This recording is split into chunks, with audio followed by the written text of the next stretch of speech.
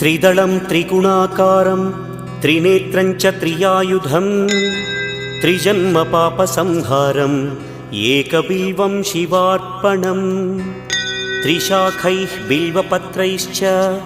अच्छिद्रैः कोमलैः शुभैः तव पूजां करिष्यामि एकबिल्वं शिवार्पणम् कोटिकन्या महादानं तिलपर्वतकोटयः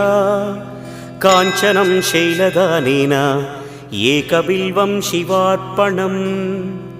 काशीक्षेत्रनिवासं च कालभैरवदर्शनं प्रयागे माधवं दृष्ट्वा एकबिल्वं शिवार्पणम् इन्दुवारे व्रतं स्थित्वा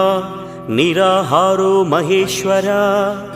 नक्तं हौष्यामि देवेश एकबिल्वं